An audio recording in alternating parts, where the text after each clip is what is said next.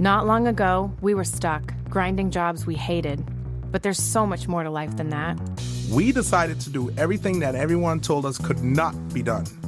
Now we're flipping houses, we own multiple companies, and we're here to prove that you never have to settle for mediocrity. I tour with my band, we run our companies together, and we've manifested a life beyond our wildest dreams, all by having the courage to take the leap and ignore the naysayers. We declared mutiny on the life we were handed. Now we are here to share how we did it with you. Tune in for inspiring stories, manifestation techniques, and real advice. We'll show you the steps to flip your mindset, your money, and your life. Welcome to the Mutiny Model. Ready to join the rebellion? Let's chart your course. Welcome to the Mutiny Model. Yes, ma'am. Episode 1. Here we go. This is exciting. This is exciting. Yes, can't wait. Why? Why are we doing this podcast? Why are we here? Why are we here? That's a loaded question. A lot of answers. Give me your best one. Well, quite simply, we want to reach the most amount of people globally because we got a lot to share, because we've done a lot. If I may say so myself. Been a lot of places. Been around the world, yeah. right? Yeah. And, I think like it's cool when we go places, wherever it is, people get to meet us if they don't know us already. And when we get to talk to them. Someone knows you wherever you go. Let's be. Facts. Okay. However, let's just put that out there. But you know what I'm saying? Like when we get into these situations or these places or meetings of people where they always want to know more about us, what our story is, and how we came to do what we're doing currently, before, after, the past, the future. And I think it's because we're always pushing. We're pushing to grow, pushing to be better, pushing to be successful. Yep. We've come a long way. We have a long way to go, but we're on the journey, and we want to share the rest of the journey because there's a lot more good stuff to come, right? That's right. Yes, ma'am. And I want to talk about the name, right? The Mutiny Model. So how do we come up with that? So mutiny. This was from pirate times, right? When you would declare mutiny against the captain, and it's about, that word to me signifies rebellion, right? Grr.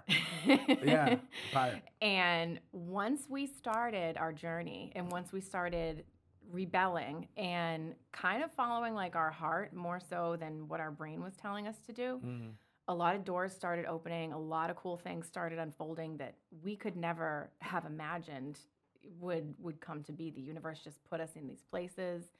And we've had a lot of really cool success from that. And the reason that we're here, the reason that we're shooting this podcast is that we want to give people that roadmap that, you're not going to follow our roadmap exactly, but we want to give people the inspiration to say, like, this is where we came from. Like, we didn't, we weren't raised as like rich kids or given businesses or anything like that, which if people have, that's totally fine. That's their journey, right? But this is our journey.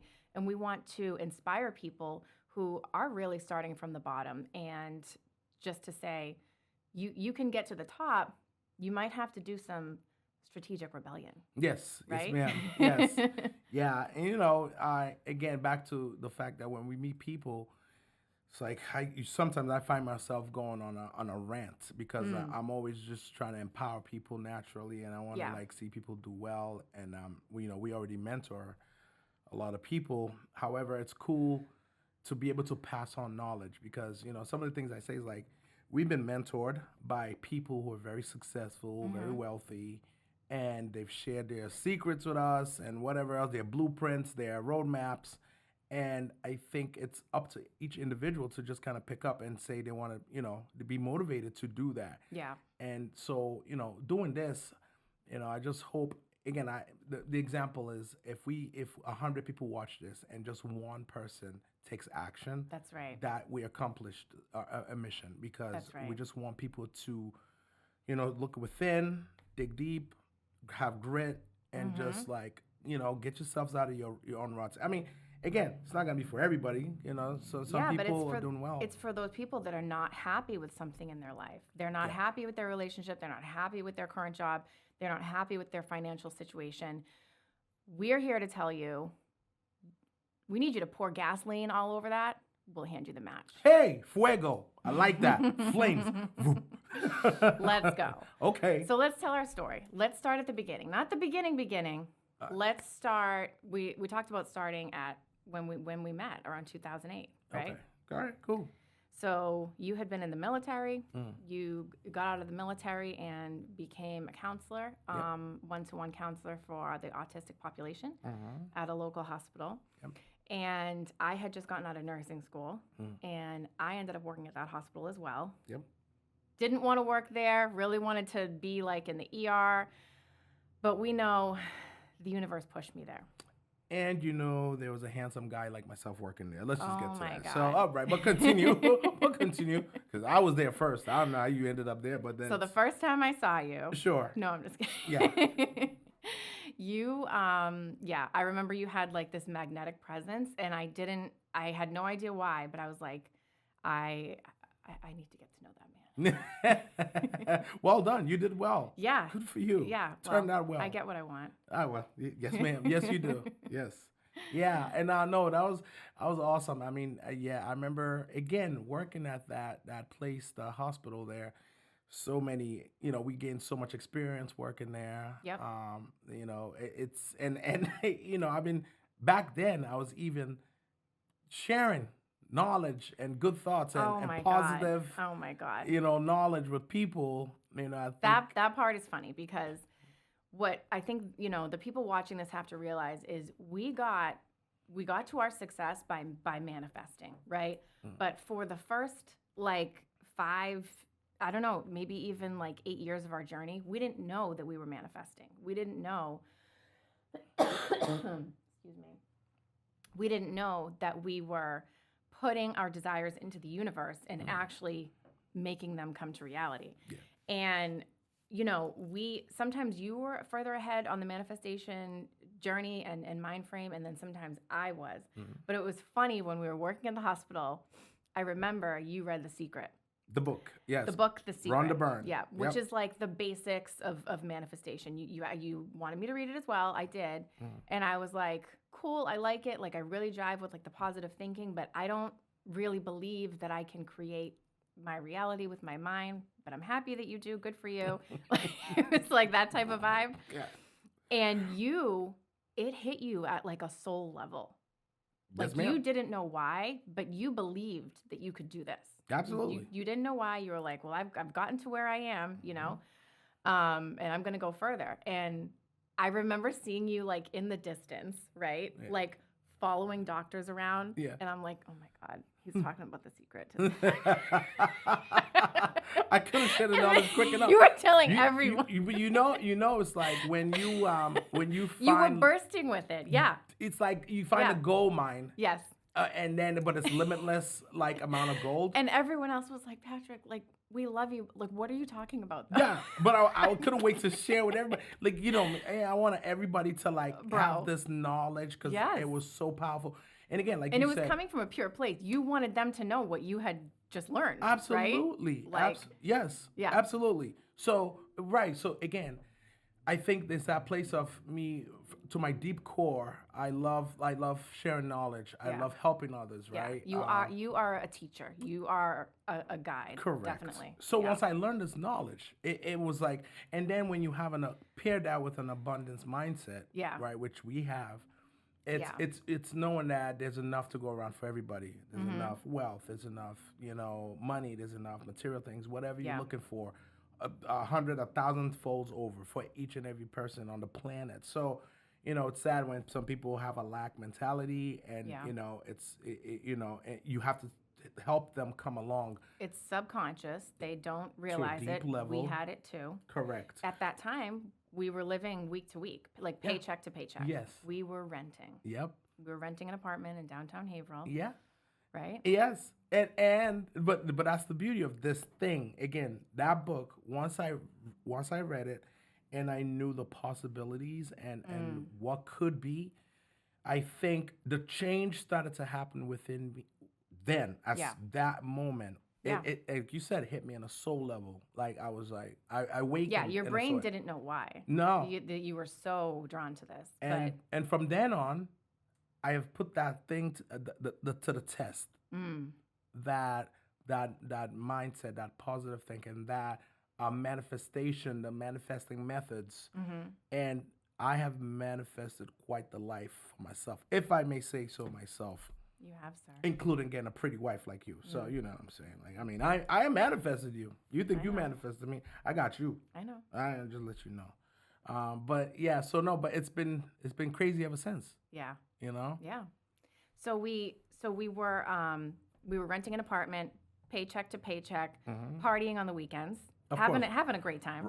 Rock stars. Stars. I mean, what we do? I started my band around that time because Okay. you encouraged me to. Yep. That's probably a story for another episode. I want to have the band on, you know, and tell that story for sure. Cool. But I was a karaoke queen at OG's every weekend. Oh yeah, you know? I mean, champ. And you were trophies. like, you should do this, and I was like, I should do what?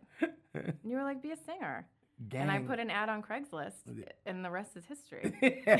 All of a sudden, I had a band. Man. But I manifested that. Yes, you did. Again, we're not going to go into that story right now. But again, working it backwards to see how manifestation works, I would drive around in my car all the time. I would sing, and I would envision myself on stage. And I didn't know that was me. The practice of creating the future, that future. Yeah. And when I put the work in to take the step, to start the band, it fell into place so quickly. And I met all the right people and people that I'm still with today in bands. True. Shout out to Rob Murphy, Erin, you know, my peeps. And because I had manifested that without knowing it, it all just came together so quickly, and we still tour to this day, you know. Yeah, that's so that was going on in the background. We were partying every weekend. And I think one of the turning points where we were living paycheck to paycheck, and we just kind of thought that was normal, you know? Yeah. Like, everyone that we knew did it. Everyone that it's like, you wait for your paycheck to come in, and then you pay your bills, and then you work again, and it's like a cycle. I remember I had, you know, a little bit of a background in real estate and mortgages growing up, and I read the book again, which I had read it when I was younger, Rich Dad, Poor Dad.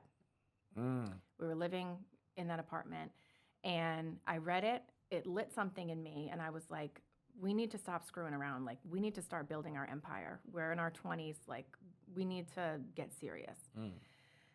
And then I handed you the book. Yep.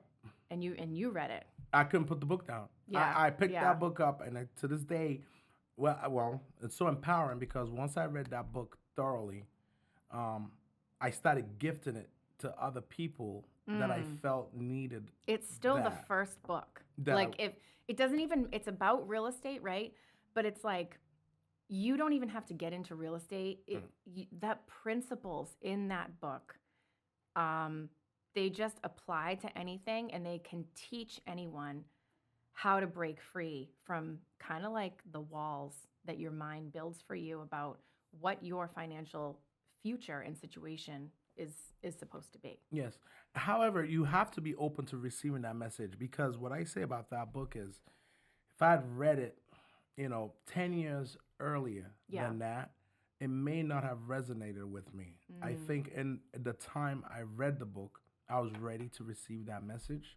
Yes. And and again, we have each other, and so we kind of encourage each other to take action. That's a key thing. Once you read that kind of a book, you have to take action, because you could read, there's millions and millions of books out there in the world, and each person can take from any subject matter, any book, as we know, and could make something of it or not. Yeah. Because I met people before that read that book and said, "Oh, it was cool, but yeah."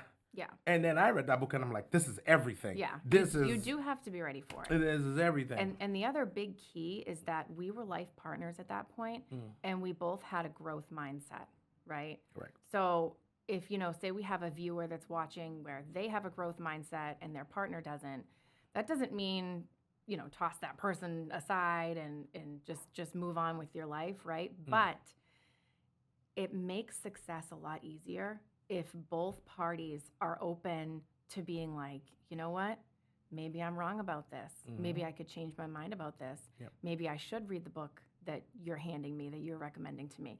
If you're with someone that's so closed down and just they do things the way they do things and they voice that they're never going to change, you can still grow, but it's going to be a lot harder. It's going to take you a lot longer. Correct. Right? Correct. Yeah. No. So that's like an important message, I think, for people to keep in the back of their minds when they're making big life decisions. Correct. Right? About who am I going to be with? Who am I going to here to grow with? You know. So we were lucky at that time. Correct. That we had each other. Yes. And then, so quickly after that, we went on to buy our first piece of real estate. Well, that's what I was going to get into. I said, Go ahead. The action we took was as soon as we done and it settled in, the information, I think we got right into our first property, our first multifamily. Tell them how ugly it was. Tell them. Oh, Tell them how mad you were. I was mad. I was mad. I wasn't ready for that yet. I wasn't ready. I mean, you got to remember my upbringing, right? It's like I grew up in the city and all this stuff. And then so, when I envisioned my first home, there was granite countertops. It was nice. Yeah, but I wasn't thinking long term. This was that I wasn't thinking long, rather. I was thinking my first home would be the forever home. I was wanted it to. I was visioning this in my mind. You were just gonna save for that, and then that would be it. I was like, it has to be pretty, it has to be nice. Then the force that is Stephanie WB said, no, we're buying something ugly, and we're gonna fix this thing. And I didn't know anything about HGTV. I don't even think I'd been to a Home Depot before we bought our first. Jesus. I don't even know that. Jesus. And so for the fact that we bought that thing,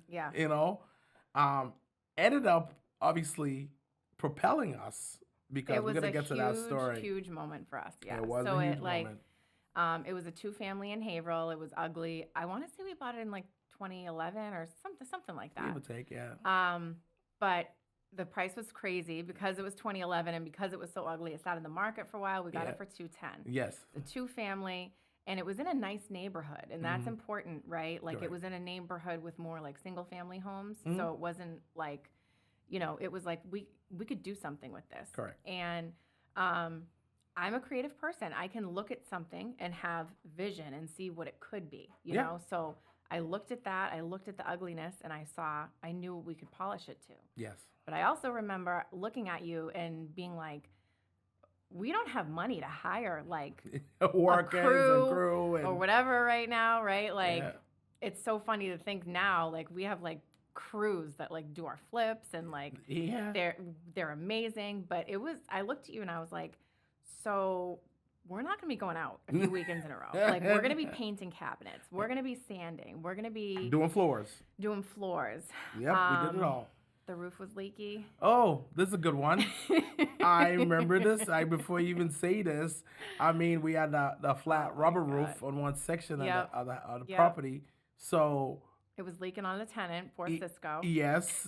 And I was going to go out there and shovel all the snow off to the edge. Yep. And then we were like, well, no.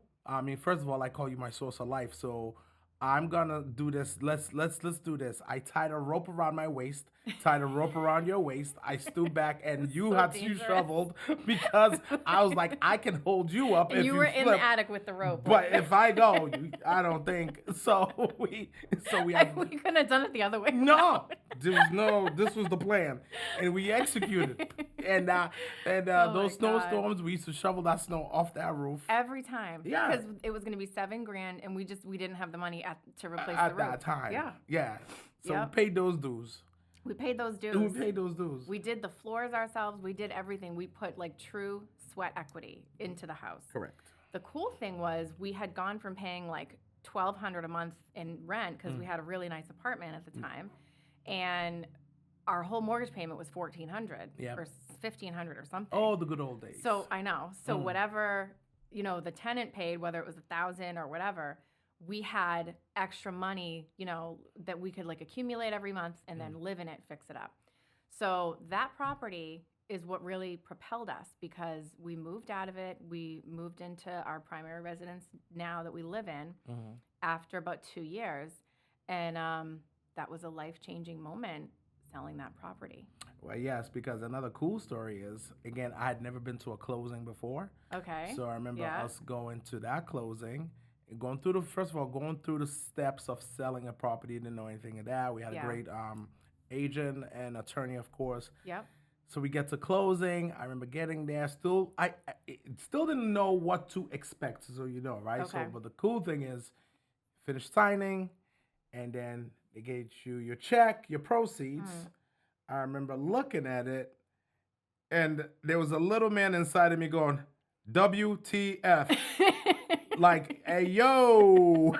so this is what it is? I was like, well, I could do that work we did for the past couple of years. This is why she wanted an ugly house? I could work like that all those evenings that we sat out and then go out. Yeah. I was like, for this kind of a check, if I could do this every couple of years, I would Hell do that. yeah. I'll be doing floors. I'll be painting. It was like $95,000. Right? Give me a strong rope to hold you.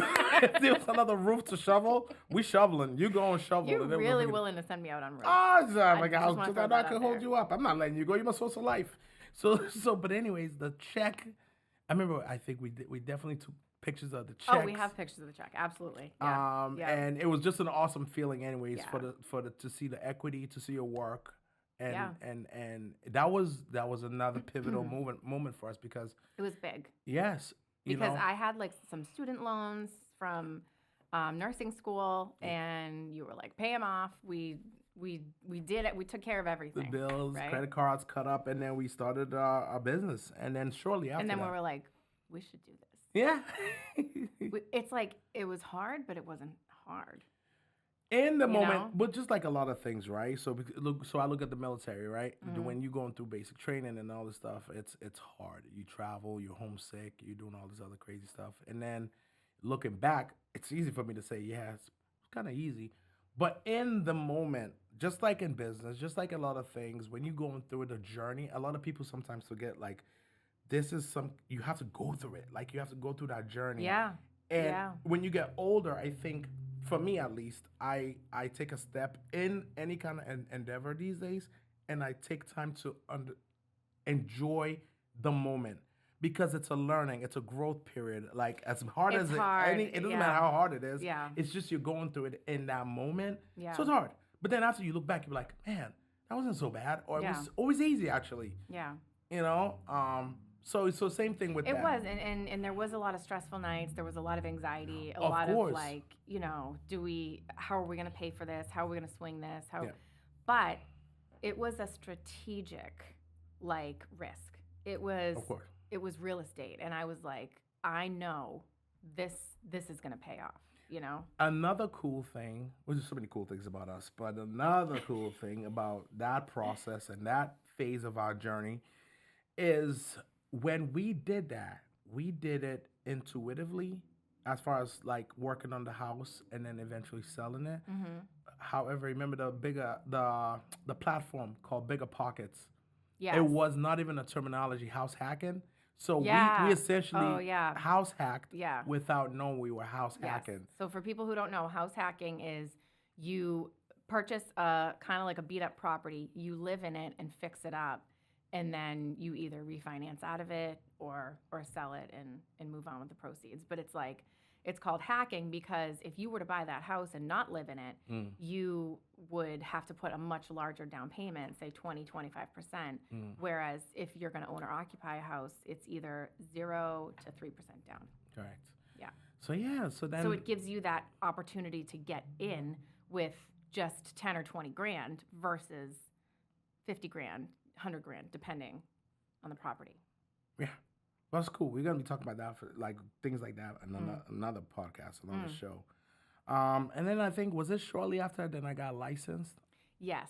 So we kind of looked at each other again. I was still nursing. You were still at the hospital, but we were like, So we're getting self-awareness, and we're realizing that first of all, we don't like to be told what to do. No. We don't like to be told when to be somewhere. No. We're not good with a schedule, right? No. We're not good with, you have to work 3 to 11 tonight. No. Check mark. No. I don't feel like it. I'm just not. Now, I'm a hard worker, but when I'm inspired, I want to work, not when someone else is telling me to. So I think that's a big message for people where it's like, if you think you're a bad student, if you think you're a bad employee, you're probably not. You're probably just an entrepreneur. That's right. However, you know, you don't figure. Sometimes I think, again, growth. When you're younger, I feel like, you know, and the way the system is designed. I'm talking about the system of the world, even. Right? I'm going big, like talking big okay. like this. It is designed for that. It's designed to, you know, keep people at their minimal, powers vibration. and vibrational Yep. state, things as such, and then naturally, some people just progress and you learn. Like that's not the way. You know, Yeah. you find yourself as you grow. That's what life is. That's what life is. Yeah. So You're not can't supposed to learn all this when you're 18, Un- right? You've got to unless- go through. unless you're born in it. Unless you're born with parents or people that already have learned this. For example, our daughter is just going to be a force of nature Yeah. because of the things we're already instilling in her. Yeah. I mean, she's already my boss. She's doing she's affirmations every I'm already morning. working for her. She's a She problem. sends me out in the morning, but she Yeah. calls me, checks on me when I'm working for her. Yeah. It's like she's already Yeah. ahead of She the... just turned 4. She makes sure you have your water. It's I mean, crazy. she keeps me grounded, you know? Yeah. She checks on me. But, you know, so yeah, but no, again, moving forward to getting licensed, you know, your father... Dad was like, Patrick, get your real estate license. Talks just like that too, by the Yeah. way. Better get your Yeah. license. And at that time, I was like, real estate was not something. Being a licensed Wasn't agent, really on your radar. It wasn't on my radar Yeah. because Yeah. you know I went to school for psych. I did a minor in business. You know, so I don't know. I just didn't know. I just had never thought about the real estate business as Yeah. something to do, Sometimes people need to step in and give you that inspiration, though. which your father did. Yeah. I mean, to this day, I feel like we just spoke to him the other day, and we Yeah. were like saying, "Dad, you know, Thank you. thank Yeah. you because, Yeah. you know, he got us in this business Yeah. essentially. He owned a mortgage company back in the day, Yeah. and he did well with Yeah. that. But you know, he's also humble to say, "Oh, don't worry, that's you guys great, you know, smart kids, guys are smart." But Yeah. like, but let's talk about how much grit you had, right? So let's talk about the grit that is needed Mhm. to make it as an entrepreneur. Because yeah, we didn't want the authority, we didn't want to work for someone else. Now we had to work for ourselves. Now we had to go out and like hunt every Yep. morning, get our own, get our own money. Mhm. And how much did you make your first year? Oh, as a this is licensed such agent? a good one. My first year in real estate, I made $600 doing one rental. Rolling in the dough, Willie. One rental. Thank God you worked, because Thank God I was an I RN. ended up in a shelter somewhere doing something. I don't know. That was kind of And crazy. I didn't know it. I didn't know like about like the age being an agent, right? And every day I was like, go ahead, babe, do Yeah. your thing. Yes. Go get them. Yeah. You were working with your buddy there down in Lowell, Yep. Mr. Tim. We were not gonna say. I don't want to say any names here. Yep. You know, I don't want to out my man. I mean, he's a good man. But the thing was, you know, it's just I didn't have the proper You had no guidance. guidance. Yeah. Leadership. I don't want to say again. I'm not saying the name. So, and I think this person knows about himself, anyways. You know. Yeah. But the thing was, again, looking back, I actually think, as bad as that was, I'm gonna take it as a learning lesson. Yes. Because I learned- you developed grit. I learned what not to do Yeah. in the business. Yeah. You see, it's a learning lesson. I learned, don't do that. I remember you'd be doing things, and I would It's be just like, a hard no, lesson. I'm not licensed or anything, but that doesn't look right. I don't think I'm supposed to sign that paperwork. And you were like, no, it's fine. And I Yeah. was like, okay. And So- you know, well, let me say this part too. Part of that process, it was like learning and working. But what was crazy about that when I look back, which is over a decade ago now, Wow. is I know quiet as kept, is I would work with other agents in a transaction. Yeah. And I remember this one, to this day I'm still friends with him on Facebook or something, but he pulled me to the side and he said, Patrick, you know, you could be in a better brokerage because you're a good man, you have good character. Basically, he was You're good he with was people. saying my traits, Like, yeah. and he saw how much I struggled to to handle the transaction just by my pure will. Yeah. But I didn't have the right tools from the right leadership to handle it. Yep. But he was able to pick that out and say, "No, you're a good man. Yeah. I could tell you're good. You're smart. You're gonna do well in the business. Mm-hmm. You should consider working in another brokerage that could help you come along more." Yeah. You know, to this day I keep it. You know, I'll see him and I wish him happy birthdays and he'll get awards and again, someone stepping in and giving you that guidance on your journey. I was all I really appreciated that. And again, you know, that was early in my real estate career there. But you know, fast forward, let's skip to that because and yes, but not to take your words away from me because you said it did take a lot of grit to stay with that. Because I would have easily been just like, I would have quit the business because to be so discouraged from just doing that. But you worked as a nurse, you made pretty good money. At the time you had you know, you were wearing a few hats, so you got, you know, extra pay from your I job. was in management. Yeah. So you were able to keep us afloat. Mm-hmm. But anyways, so grit, which I attest that to being in the military and maybe having a strong African culture of just like, hey, we don't quit. You know, it's like you gotta stick with it. But I remember fast forward the next year though, I remember finally getting a hang of the business, and I closed something like 7 or 8 deals in 1 month. Oh my God. And I made like a check. I had to get a check for about 35 grand. Nice. And I felt like the richest man in the world, coming from $600 a year, and then you made 35 grand in 1 month. Yeah. And I remember, and you knew that month was coming. You knew, like, it was cool. And if you remember this, what? It might have been a little ceremonious way I did this, but I believe I came and handed you the check or checks. Yeah. And said, "Here, you deserve all of this because you put up with me, my broke self, and you got no money. I'm over here. You know, you supported us for that whole year, and it made me happy to give you the funds. Yeah. And again, you're like, I'm gonna do the wrong thing with this, so just take it because I easily went to Vegas and blew on it. Oh, easy. I needed a right celebration on your way to Foxwoods for the ages. I was like, no, but I remember, you know, but again, you float us, and then fast forward shortly after that, you got licensed. Then here I come. There you have the force that is Stephanie WB. Said, let me get in here and see what we talking about. I said, let me throw my hat in the ring. You did. Let me see what I can do. And sure you did. Yeah. You made an impact too. You came in guns blazing. I mean, I remember you. I came in. I was like, what the fuck's going on here? How do we do this? How do we do this? I got licensed. I joined a smaller brokerage, and the women were so nice, so welcoming. But I think where I didn't connect with some of them was I wanted to take over the world. Yeah. I wanted to come in. So let's say like the average agent, just so people know, closes like maybe like 4 to 8 deals a year, right? I came, I sat with my broker and I was like, so I want to close 20 my first year. Tell me what to do.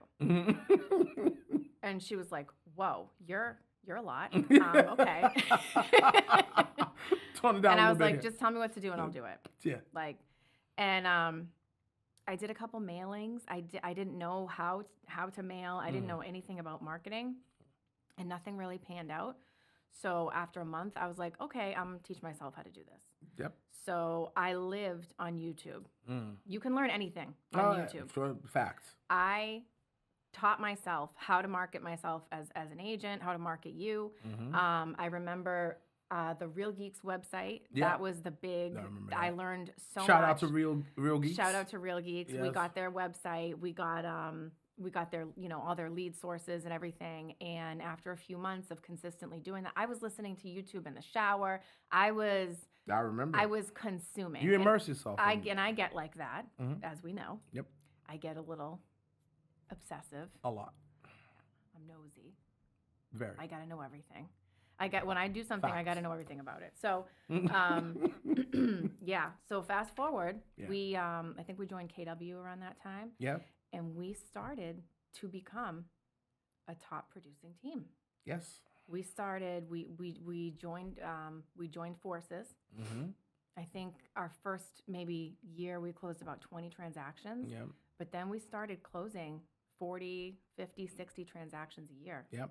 Yep. And we were a force Yeah. back in the day. And then we started the name, it's Team WB. Yeah, and Yep. it's cool. Again, our progression. It's seeing how we started, where we started, and to see us grow. When you start getting the accolades. Yeah.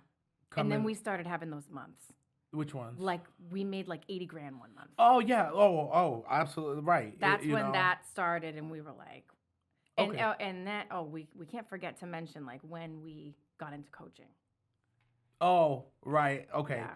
So I think we really need to make sure we take a second and talk about coaching, right? Sure. Because if we are here trying to inspire people and, lead people along whatever way, they want to make money. We're not here this is not a real estate podcast, right? Yeah. Real estate was a huge part of our journey. It still is, even though we don't really help people buy and sell homes anymore. We just do mostly flipping. I just had a closing today, though. Oh, Speak you did for have yourself. Congratulations. I mean, when you're a top producing agent these days, the business comes to you. Yeah, but we're just working with past clients and friends now. We're not out there marketing. Sure. That we're a real estate team. But that was a huge part of our journey, right? And whatever path people are taking, whatever your business, you could be watching this and you could have something in the back of your mind. You want to start a product-based business, right? You want to sell makeup. You can do it. You have the knowledge. You have the ideas. Mentorship is so important. Absolutely. And being able to get out of your own head, because when you're an entrepreneur, you're very much in here, and having that person that's been there and that can look at you and say, okay, first of all, calm down, right? True. You're driving yourself crazy. Yeah. So that felt how we got into coaching felt very fated to me. It felt very, I was watching the Real Geeks podcast, and I believe they had Tom Ferry on as a guest. Okay. And I looked him up, and I was like, okay, so he's the #1 coach in real estate. So when I want to do something, again, I don't mess around. I don't play small. If I want to be coached in real estate, I'm going to go to the best, right? So I told you about him. I was like, this guy, he seems like has a lot of really good ideas. And he was going to be in New York in a couple days. Yep. And I was like, let's go to New York. We didn't have a child at the time. We didn't have anything going on. Yep. And you were like, yeah, I'm down to go to New York. So we went to, I don't know if it was like a Blueprint event or what the name of it was. I believe it was Blueprint. It was Blueprint. But that was life-changing absolutely. for us. Being in that room with so many agents, all the agents in that room, they were making, way upwards of 6 figures per year. 200, 300, $1 million a year. Just to be 10, I'm like, proximity is power, Yep. right? Being around people who look at it like that's not a big deal. You guys have the personalities, you're good. And just getting that matter-of-fact validation was pretty cool. So I remember sitting there.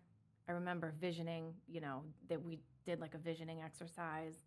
And the funny thing was, I remember that we were sitting next to a guy, and I don't know his name. I will always remember him, though. Yeah, of course. I know where you're going with this. And it was a break, and I leaned over, and I was like, are you in the coaching? Because, there was the pitch to join coaching, and we were thinking about it, but it was a lot of money. It was a lot of money, especially to us at that time. Yeah. And he was like, yep, I've been in the coaching program for 2 or 3 years. And he's like, I've started consistently making $300,000 a year. And now what I'm struggling with is, am I worth it to have that money? Right. And I kept a straight face. And I was like, oh, that must be so hard for you. The man was struggling, making a lot of money. And he was serious when I was like, so nice to meet you, thank you. And then I'm like, bam, he makes $300,000. The man was scared to tell us. He's like, I'm just working and he now. thinks he does not worth it. Now, I didn't know anything at that point about self-sabotage, about you need to have your mindset right before you start making that kind of money, or you will lose it. Yep. You will spend it. You will give it away. You will think that you're not worthy of it. That is a real thing. Yep. He was right. I thought he was nuts. Yeah. I was like, I would be so happy to make 300,000. Like, I would freak out, like we were in the business at that time, but I don't know, we were making like 50, 80,000, like nothing near that. Yeah. No, you're right. That man, again, so at some point during that same seminar or workshop, I remember sitting there, and when you started hearing success stories, because during the breaks, you get to mingle and talk, and then before the next session and whatever else, like a 3-day event or whatever it was. And at some point, when you start hearing all these success stories, I don't know about you, but for me, it felt like I was in one of those infomercials where I'm like, they were like, this can't be real. It was almost I felt like it some surreal. of it wasn't real. It was like surreal, and that's why I asked the guy next to me. I was like, are you in this? Like, hey, it was. Is this a real thing? It was. And then I was like, well, maybe he's a plant. Maybe they put him next to us. No, it really felt unreal. Like, it was surreal. That's and we signed up for coaching that day, and what happened? Credit card got declined. Hey! It was declined. It was declined. That's how bad it was for us. We got declined. Yep. But we tried a second one, and that went through. The second one went through. Yeah, but it was very not iconic, but not historic either. There's a word I'm looking for where it was symbolic. Good. Symbolic. Very symbolic. It's good. That the card that we tried to sign up for. You don't have the money, bitch. Declined. Yeah. It's like, all right. It's like, man. and that's actually, before that, we had to have a talk. I think we went in the hall. We were like, should we do this? We were like, are we crazy to do this? Yeah. Sign up for this thing? Is it gonna work? I was like, he's making 300,000. She made 500,000. I mean, they're finally gonna give us the guidance that we need. Yeah. And we did it. We took the leap, and we got hooked up with our first coach, Denise. That's right. Shout out to Coach Denise. She's the best. Oh my God, she's the best. She's the best. And she got us out of our heads, and she got us producing. Yep. She got us producing, and that's when we started to see those bigger checks. I remember her talking to us about hiring assistants, and we were like, who are we? What? No, we have to be like, we have to have an office. We have to own our own business. We had built stories in our head about what we needed to be and who we needed to look like before we hired someone. And she was like, no, you're supposed to hire a transaction coordinator to handle all your paperwork once you get 3 deals under contract. That's your signal. And I was like, we have like 10. And she was like, so you're behind. Yeah. And that was crazy. You remember what another thing she used to do? Just side note. Remember? And then it got to the point once we started, because as a coach, she kept track. She knew our business. She knew our numbers. Numbers, yep. And another thing that was funny that freaked us out, she goes, okay, so it was a year before, towards the end of the year, the fourth quarter, we call that in real estate. Yeah. And she said, all right, so kids, this is what you're going to do. Because she was an OG. She said, hey, kids, you respect. That lady would talk to me in the Zoom meeting. I'd be like, yes, ma'am. Yep. Yes, ma'am. Military. I was like, respect. And she said, all right, what you're going to do, you're going to book 4 vacations next year right now. You're going to book every quarter because after every quarter, you're going to go on a vacation. And we were like, wait, what? No, we were just happy to go on 1 or 2 vacations maybe. She goes, no, you're booking 4. And they're going to be nice vacations. Why? They're going to be nice vacations. She's like, they better not be ghetto Mexico vacation. But what ended up doing, what that did for us was, it validated, it motivated us. We knew we needed to produce, do what we're supposed to do for our business, and at the end of that quarter, and it gave us the rest. Kind of like the fruit of your labor. Give us the time off because we were going crazy, and then come back. Yeah. And to this day, I think I have traces of that thinking still in everything I do. Where if I want a car, I'll buy the car and figure out how I'm gonna keep the car. Yeah. It sounds crazy to some people. Yeah. Because some people would prefer to save the money to go buy the car. I say, no, get the car. Get what you want. Then figure it out. Figure it out. Work. Yeah. Figure it out. Because I think psychologically when you're in that position, you find ways to figure it out. Yeah. Us as humans, people forget we're powerful beings. All of us, not just some. We just got to know how to tap into it. And I don't want to get into the spirituality for a whole different podcast. But we've dove in. We've learned a lot. We've grown into, spiritual beings in a sense, and Yeah. we're tapping into our powers each day. But yeah, no. So it's I have that still from coach where I'm Yeah. like if Yeah. I want something, I'm gonna get it, book a vacation, figure it out later, but do the work. Do the work. Yeah. If you do the work, you're gonna get the results. That's what we know about this business and just about any other kind of get the profession mentor. you do. And get the mentor, right? Absolutely. Because just to kind of wrap it up, like you have to invest in yourself. You have to. We were afraid to make that investment, to dive into coaching, Sure. but we would have never produced as much. Yep. And it paid for itself so many times over. Correct. Right. Correct. And so whatever that thing is, whatever do you want to start a business? Okay, maybe you need to take that online course that you've been thinking about. Maybe you need to refine your skills before you dive into that. Maybe you need that mentor. Maybe you need one breakthrough session with that one person who's going to break down some of the barriers that you've put up in your brain that aren't even really real. There's so much out there available to people today. Again, even on YouTube for free, right? Correct. So I think educating yourself, in whatever venture you're nervous about, you're afraid, seek out mentors and invest in yourself, your education, and your future. It's key. It's key.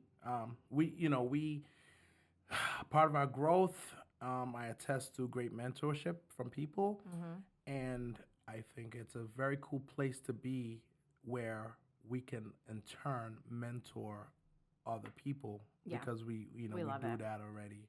And it's a circle of life, I call it. Yeah. Each Denzel Washington said, each one teach one, and that's another thing I hold in where you got some knowledge, you're older, teach the younger. You got to turn around and pass it down. Younger peeps. And side note, you look very pretty today. My husband part has to come out. Thank you. You're welcome. Thank you. I haven't been told yet, so thank you for thanks. I had a closing today. So let's wrap up the first episode of the Mutiny Model. Okay, boss Good job, lady. babe. Good job. A lot more to come. We're going to be having a lot of guests on the podcast. I'm excited for the guests. We have a huge lineup. That's right. We're really excited, but we are going to move on to part 2 now, telling the second half of our story. And so we hope you guys stay tuned, and thank you for watching. Thank you.